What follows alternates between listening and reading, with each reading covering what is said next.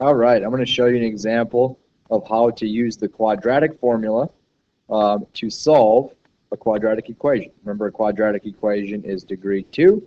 The first thing we have to remember when using a quadratic equation is that we must have an equation in the form of ax squared plus bx plus c.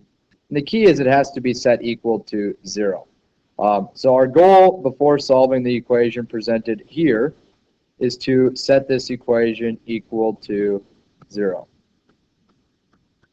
So in order to do that, I'm going to add 3x to both sides of this equation. Adding 3x there and adding 3x here will allow us to have x squared plus 3x plus 2 equals 0. Now, you'll notice I took this positive 3x and I inserted it right here into this equation so that our resulting equation here is now currently in standard form. Looking at this equation, we now know that the value in front of x squared, which is a, is 1. The value in front of x, b, is 3. And the value for c is 2.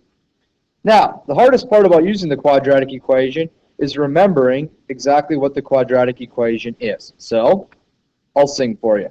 To the tune of Pop Goes the Weasel, we have x equals negative b plus or minus the square root of b squared minus 4ac all over 2a.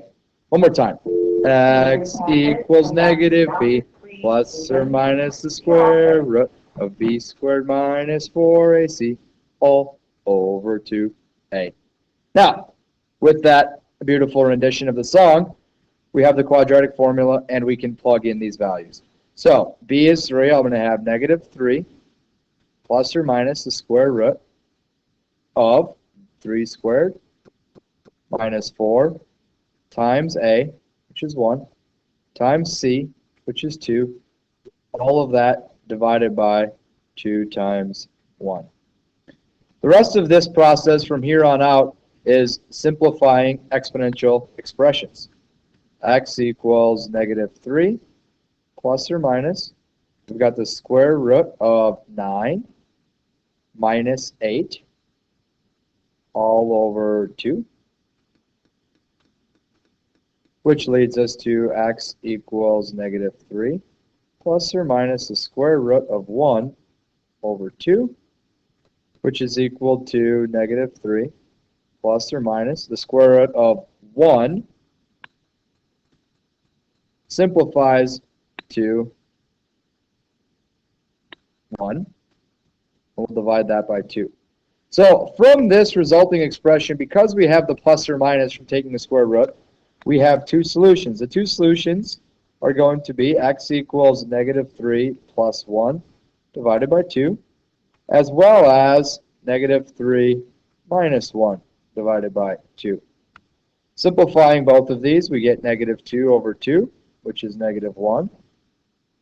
And we get negative 4 over 2, which is negative 2. So the quadratic equation can be used to solve a quadratic function, and we come up with those two solutions.